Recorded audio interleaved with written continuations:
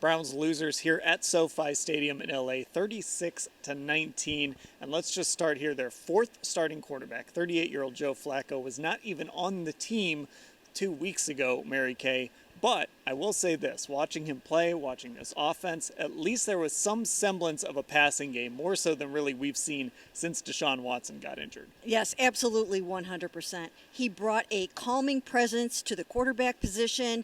He got Elijah more involved. He got a number of guys involved. Harrison Bryant. He threw 2 touchdown passes. He did so many good things in this game. And I think you and I both wrote after the game that he should get another chance to start next week against the Jaguars, regardless of the fact that he threw that very costly pick that just really crushed them. Yeah, and Ashley, we have a pretty interesting angle here at the stadium. We're sort of behind the plays, and I think you could sort of see that Kevin Stefanski play action. You could see it really working. You could see that Kevin was comfortable calling plays for Joe, and Joe, for the most part, seemed pretty comfortable running Kevin's offense. There were a handful of times where I'm like, am I watching the Browns of 2021 or the Jacoby Brissett Browns? Like, a lot of it did feel that familiarity that we saw the last 2 seasons when Kevin Stefanski was trying to get the most out of very different quarterbacks. And I think that's smart. I do think it helps that he has that sort of understanding and knowledge when it comes to a lot of these pass catchers too. But yeah, I mean, I especially thought this was maybe the best individual game that we've seen from Elijah Moore this season. And I don't think that's by accident. I think it has to do with the familiarity that he and Joe Flacco have with one another for their days in the Jets together last season. And I really think it showed. Okay, now if Joe Flacco does continue as the starting quarterback, he might have to do it at least for a little while without his number 1 receiver. Amari Cooper left the game, was checked for a head injury, ruled out, and now Mary Kay, he does have a concussion. Amari does not miss games, but this is not one of those things where it's, hey, just tough it out there and get out and play. He's got to go through the protocol. So as it always is in these situations, it might be difficult for him to get out there on Sunday against the Jags. Yeah, you never know. You can never predict it. Look, Marquise Goodwin has missed 4 games now with the concussion, so you don't know if a guy's going to get back by the next week or if he's going to be out multiple games. But of course, when you're talking about Amari Cooper, their number 1 receiver, their best deep threat, their best shot to hit those explosive plays, you don't want to be out without him when they are in the thick of this playoff race. So everyone has to hope he gets back quickly. And Ashley, it just puts guys like Cedric Tillman. We saw David Bell out there. Of course, puts Elijah Moore maybe in a role that, doesn't necessarily suit him best, even though, again, he did play well today.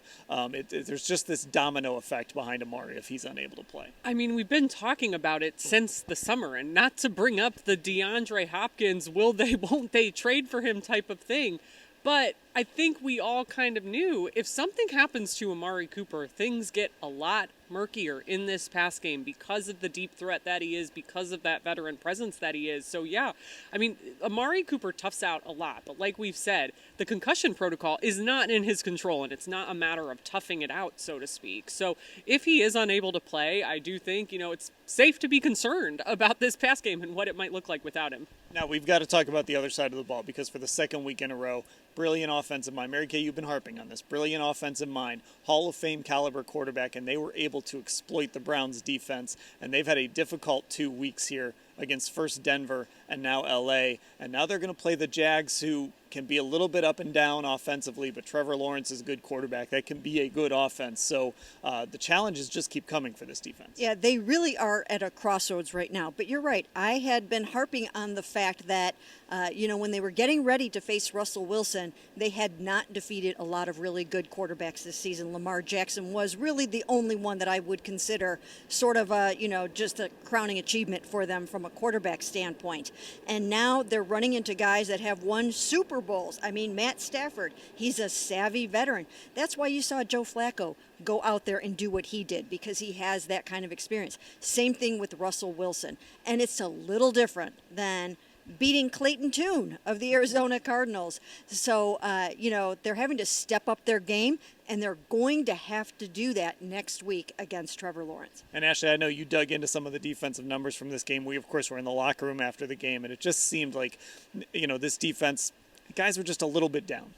It's the first time this season that this defense has failed to record even just 1 sack in a game. I think they've only recorded 1 sack twice. Once was last week against Russell Wilson. And again, I think a lot of it has to do when you have these veteran quarterbacks that Mary Kay's been harping on. They're going to get the ball out quick. That's how they're going to neutralize your pass rush, because they have that ability. They can go through their reads quickly. And Matthew Stafford has this extra layer of more familiarity with Jim Schwartz than probably any other quarterback that they're going to play. He's the guy that drafted him first overall when he was the head coach of the Lions. So he knows the ins and outs of his schemes, what he likes to do, those tendencies. That's how you get that 70-yard touchdown pass to Puka Nacua in the first quarter of this game. It's because of knowledge like that. Well, here's the good news for the Browns. They just wrapped up 5 road games in their last 7. They're finishing up a week in LA. I mentioned it, Ashley. We were in the locker room. It seemed like guys were just ready to get home. We are ready to get home. See full coverage of everything that happened here in LA at cleveland.com/Browns.